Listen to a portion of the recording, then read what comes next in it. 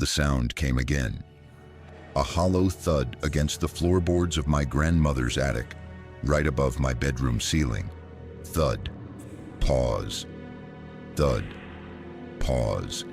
As if someone were taking deliberate, measured steps across a room that should have been empty. I'd been staying in my late grandmother's house for 3 weeks now, sorting through her belongings after her funeral.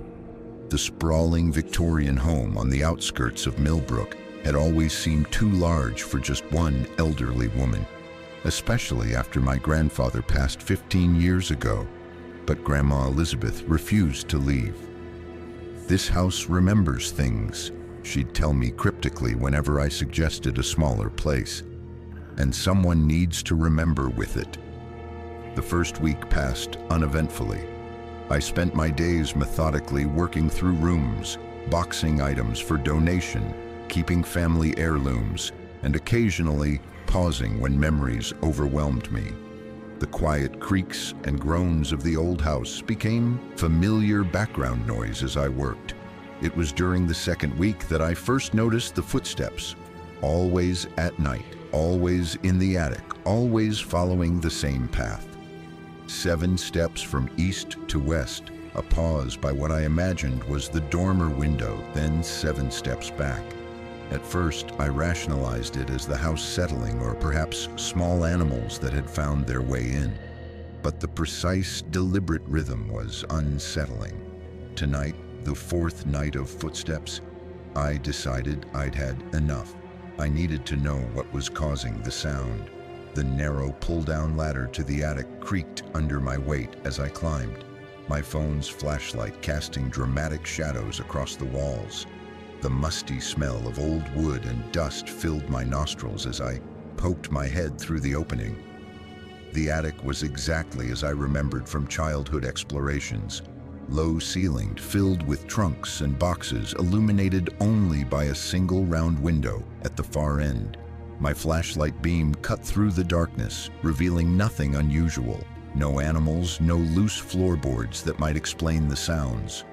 I pulled myself fully into the space, the wooden floor groaning beneath my weight. The temperature dropped noticeably, my breath forming small clouds in the beam of light. As I moved deeper into the attic, my foot struck something, a loose floorboard. Curious, I knelt down, finding the board easily lifted to reveal a small storage space beneath. Inside lay a small leather-bound journal, its pages yellowed with age. I recognized my grandmother's elegant script immediately, opening to a random entry dated October 17th, 1967. I began to read. "He came again last night. 7 steps across the attic floor, a pause by the window, 7 steps back. I fear Thomas has not found peace. Even in death, he searches for what was taken. I've sealed the attic door with salt and iron, but his presence grows stronger. The locals whisper about the Walker of Millbrook woods, but they don't know he has found a new path, one that leads to our home." My blood went cold. Thomas was my grandfather's name, but this entry was dated years before his death. I flipped to the beginning of the journal, finding an entry from 1965. "The local children have been telling stories again. Tales of the Walker who stalks the woods at night, taking children who wander too far from the path. They say he was once a surveyor who got lost in the woods in 1879 and now walks eternally, searching for his way home. Mere legends, of course, though I've been hearing strange footsteps lately." The temperature seemed to drop further as I continued reading. Subsequent entries detailed my grandmother's growing certainty that the entity known as the Walker had somehow attached itself to her home, to her family. The final entry, dated just 2 weeks before her death, chilled me to the bone. I've held it at bay all these years, kept it contained to the attic with the rituals, but I grow weak. When I'm gone, it will be free to roam, to seek. I've left instructions in the old cherry wood box beneath my bed. Forgive me for the burden I pass to you, my dear grandchild. Someone must remember. Someone must maintain the barriers. A loud thud directly behind me made me drop the journal, then another. 7 measured steps began crossing the attic floor, but this time, instead of above me, they were moving toward me. My flashlight flickered and died. In the sudden darkness, I could hear breathing that wasn't my own, a raspy, hollow sound like wind through dead leaves. The footsteps stopped just inches away. "Who's there?" I whispered, my voice barely audible even to myself.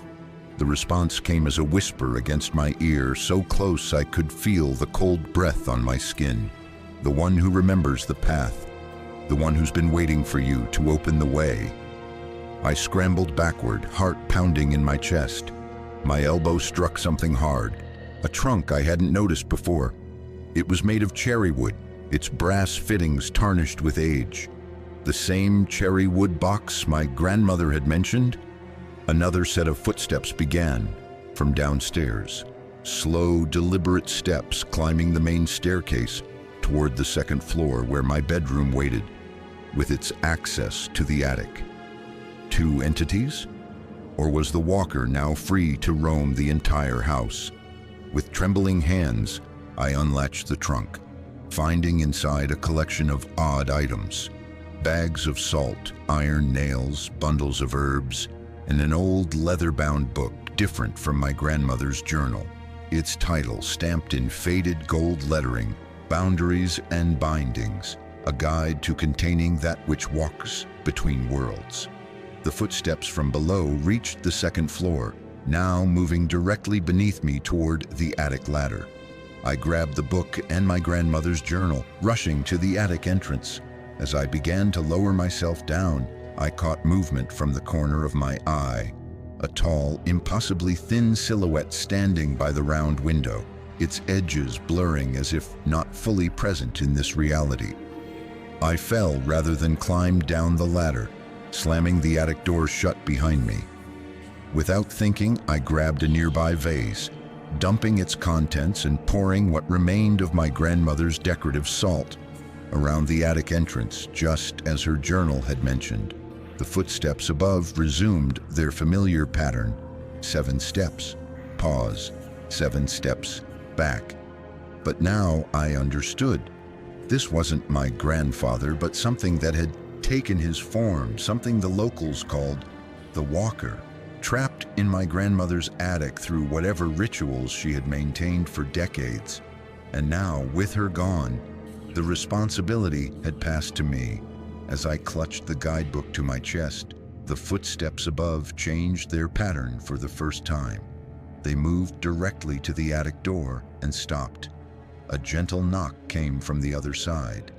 Then my grandfather's voice, exactly as I remembered from childhood, called softly, "Let me out, little one. I've been waiting so long to see how you've grown." I backed away, opening the guidebook with shaking hands. On the first page, in my grandmother's handwriting, "Never answer, never invite, never open the door after sunset. Remember, it isn't who it pretends to be." The knocking grew more insistent, the voice more desperate. "Please, I've been so alone. Don't you recognize your grandfather's voice?" I did. That was the terrifying part. I recognized it perfectly. As I turned the page of the guidebook, a slip of paper fell out, a newspaper clipping from 1879 about the disappearance of local surveyor Thomas Blackwood in the Millbrook woods. The accompanying photograph made my blood freeze. The missing surveyor had my grandfather's face, down to the distinctive scar above his right eyebrow. But my grandfather had been born in 1930. More than 50 years later, the knocking stopped. In the sudden silence, I heard a sound that still haunts my dreams, the slow turning of the attic door handle. If you enjoyed this tale of ancestral secrets and ancient entities, please hit the like button and subscribe for more unsettling stories from the shadows. Leave a comment sharing your thoughts. Are some family legacies better left undiscovered? I never believed in the old folklore about radio signals carrying voices from the dead until I inherited my uncle's ham radio equipment. That heavy, vintage Kenwood transceiver with its glowing dials and mysterious switches seemed like a harmless hobby at first. I was just looking for a distraction after losing my job at the tech firm in Boston, and Uncle Marvin's old basement workshop seemed like the perfect escape from my increasingly empty days. The first anomaly occurred 3 nights after I set everything up. The static suddenly cleared at 3:17 a.m., waking me from where I dozed off in the leather chair. A voice, thin, distant, but unmistakably human, emerged from the radio's speaker. "Is someone there? Please, I can't see anything anymore." Half asleep and disoriented, I responded without thinking. "Hello? This is amateur station KD7BYT. Who am I speaking with?" The static intensified momentarily before the voice returned, clearer now. "Thank God, I've been trying to reach someone for so long. What date is it?" "April 17th, I replied, reaching for my notepad to log the unexpected contact. "What year?" The voice pressed, an edge of desperation creeping in. The question struck me as odd, but late-night radio contacts could sometimes be eccentric. 2023, I answered. A long silence followed, broken only by the soft hiss of background noise. Finally, "That's impossible. It's only been 3 days since the accident." The hairs on my arms stood up. Something about the voice's tone had shifted, a hollow quality that hadn't been there before. "What accident? Who is this?" "Marvin Delaney. There was ice on the road. My truck went over the embankment near Miller's Crossing. I've been trying to call for help, but my radio seems to be malfunctioning." My blood turned to ice water in my veins. Uncle Marvin had indeed died in a truck accident in 1996, 27 years ago. I'd been just 8 years old when it happened. "That's not funny," I managed to say, my mouth suddenly dry. "Marvin Delaney was my uncle. He died a long time ago." The static pulsed rhythmically, almost like labored breathing. "Joey, little Joey, is that you?" No one had called me Joey since I was a child, since Uncle Marvin died. "How do you know that name?" I demanded, my voice cracking. "You used to sit on my lap while I worked the radio," the voice continued, ignoring my question. "You'd wear those dinosaur pajamas and ask me if we could talk to people on the moon." The memory hit me like a physical blow. I could almost smell the pipe tobacco Uncle Marvin favored, could see his calloused fingers adjusting the dials while explaining patiently how radio waves traveled. "This isn't real," I whispered, more to myself than to the radio. "You're not real." "I need help, Joey," the voice continued, growing fainter. "I'm cold, so cold. There's water coming into the cab. I can't feel my legs anymore." The basement suddenly felt freezing. My breath fogged in front of me despite it being April. The radio's power indicator flickered, though everything else in the room remained powered. "Uncle Marvin died in 1996, I said firmly. "I'm not talking to him. This is someone's sick idea of a joke." 1996? The voice sounded confused. "No, that's not... Joey, listen to me. Something's wrong. I can see my truck, see myself inside it.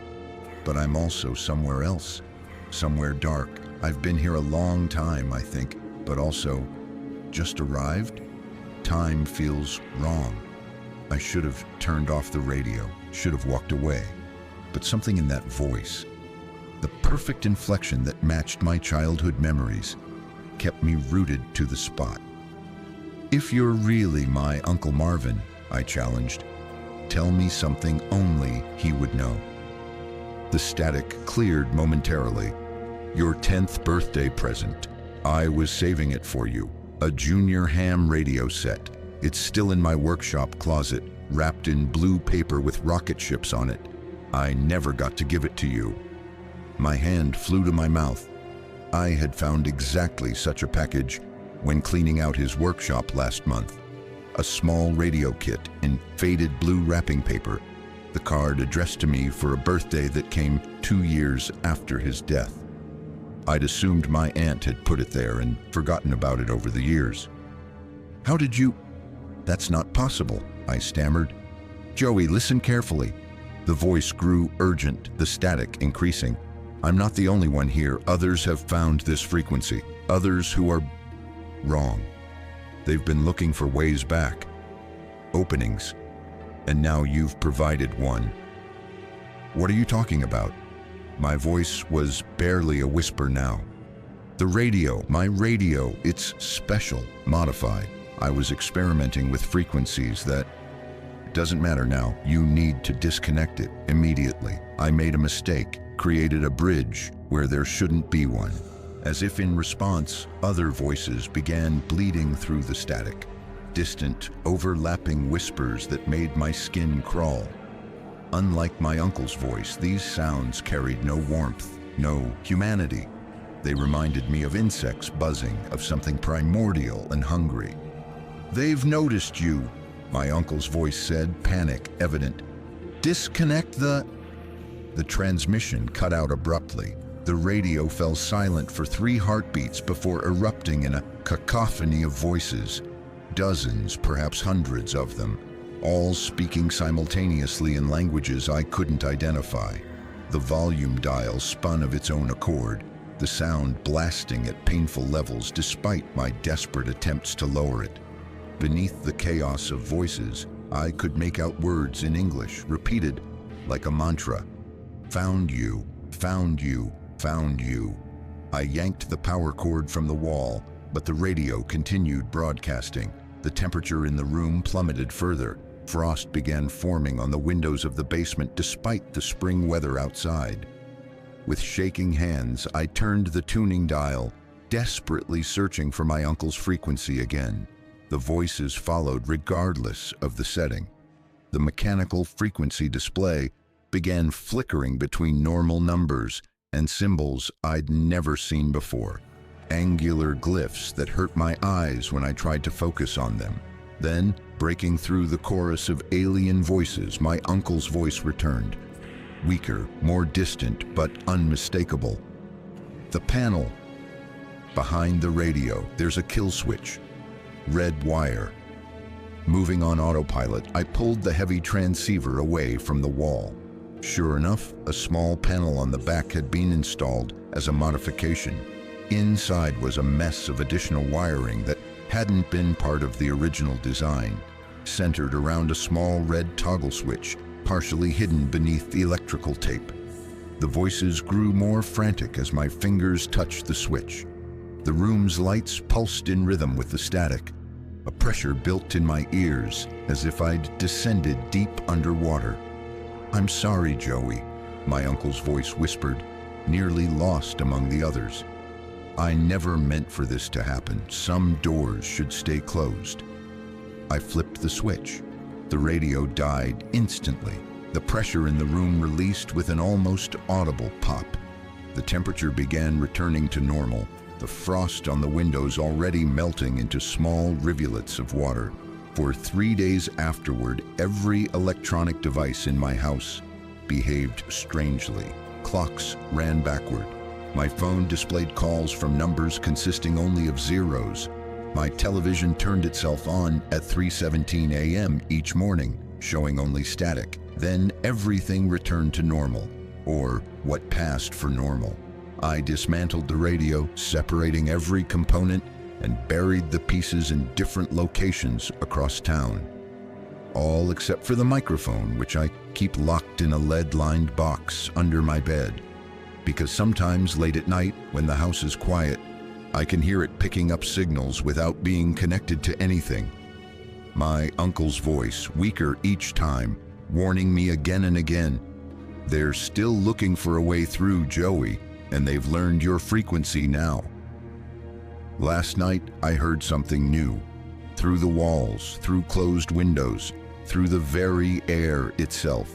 Not coming from the microphone, but from somewhere much closer. Static, and beneath it, whispers calling my name. If you found yourself checking your radios after this tale, Don't forget to like and subscribe for more stories that blur the boundaries between worlds. Leave a comment sharing your own unexplained encounters with technology. After all, signals travel in both directions. The first chalk outline appeared on Mrs. Wilkinson's driveway on a Tuesday morning in late October. A simple geometric shape, a circle bisected by a straight line, drawn in white chalk that seemed to glow faintly in the early dawn light. By noon, when I passed by on my mail route, she had already washed it away, muttering about neighborhood hooligans and satanic nonsense. The second marking appeared 2 days later, this time on the sidewalk in front of the Miller house 3 doors down. A more complex design. Concentric circles with small symbols between the rings that resembled no alphabet I recognized. Mr. Miller photographed it before hosing it away, showing me the picture when I delivered a package. Kids these days with their weird internet challenges, he said with a forced laugh that didn't reach his eyes. By the end of the week, 7 houses on my route had received chalk drawings, each design different, yet sharing certain elements. Circles, straight lines intersecting at precise angles, and those strange angular symbols, always appearing overnight, always in white chalk that seemed just a little too bright against the concrete. No one saw who created them. The Pattersons' security camera mysteriously malfunctioned during the night their driveway was marked. Old Mr. Grayson, an insomniac who watched his street from his living room window most nights, claimed he'd dozed off for just 20 minutes, the only 20 minutes all night, and awoke to find the complex pattern decorating his front walk.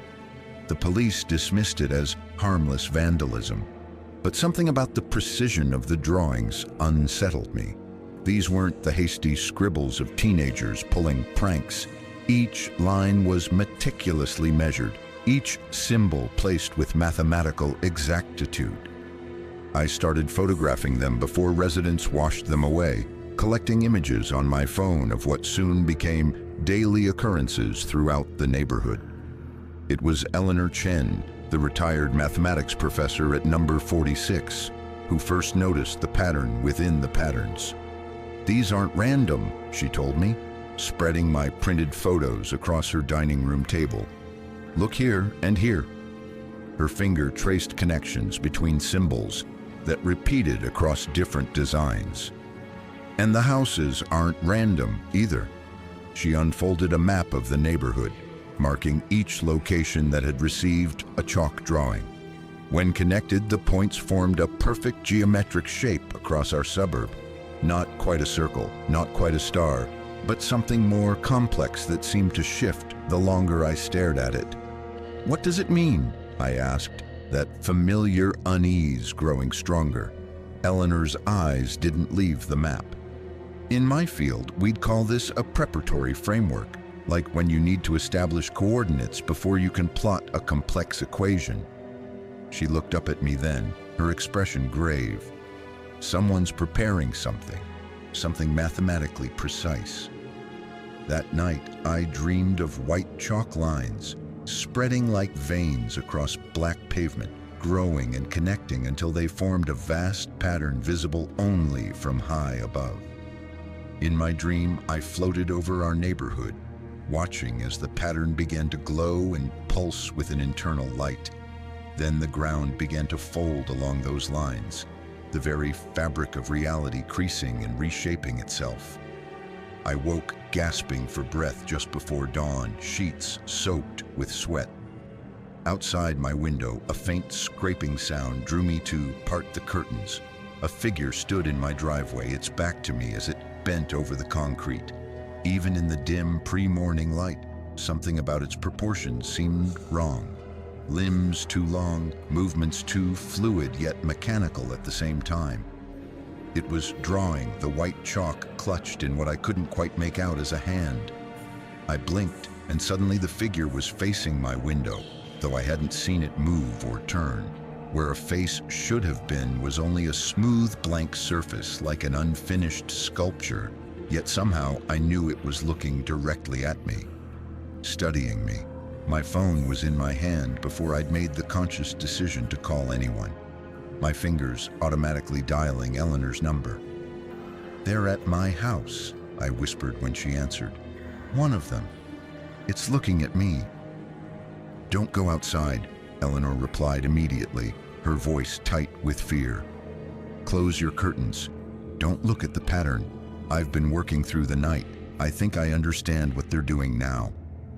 I yanked the curtain shut, backing away from the window. "What are they?" "Not who, what," she corrected. "I don't think they're human, Jason. These patterns, they're not just drawings. They're calculations, adjustments." "Adjustments to what?" "To here. To our reality." Her voice dropped lower. "I think they're making corrections to what they see as errors in our dimensional structure, like engineers fixing flaws in a building's foundation." The scraping sound outside had stopped. The silence that followed was somehow worse.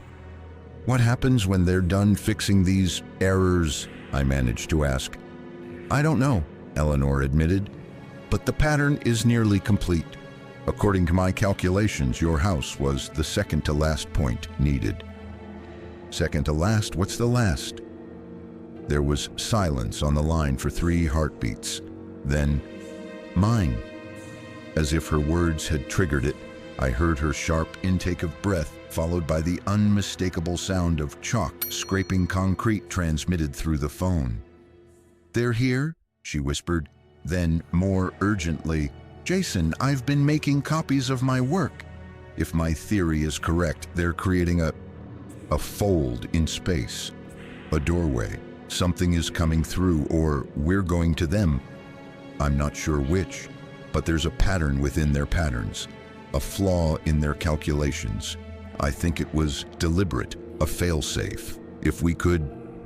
The line went dead.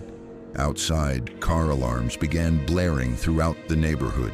The floor beneath my feet vibrated subtly like the beginning of an earthquake. My lights flickered, then stabilized, but the quality of the illumination had changed.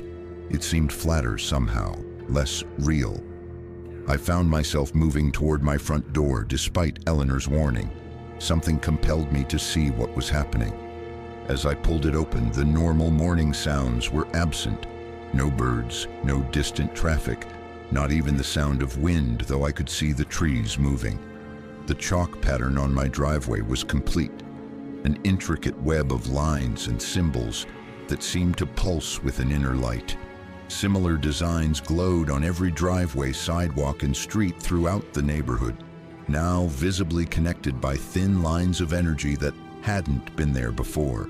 And standing in the center of the street was Eleanor, her body rigid, arms outstretched. Surrounding her were a dozen of the blank-faced figures, their impossible limbs moving in synchronized patterns as they completed the final markings on the ground around her feet. The air itself seemed to be folding, the space behind Eleanor, and the figures bending inward like fabric being pinched from behind. Through that distortion, I caught glimpses of somewhere else, a vast geometric landscape of white lines against absolute darkness, stretching infinitely in all directions. Eleanor's head turned toward me, her movements as stiff as a marionette's. Her eyes had gone completely white, like they'd been filled with chalk dust. Yet somehow I could tell she was fighting whatever controlled her. Her lips moved, forming words I couldn't hear over the increasing distortion of sound.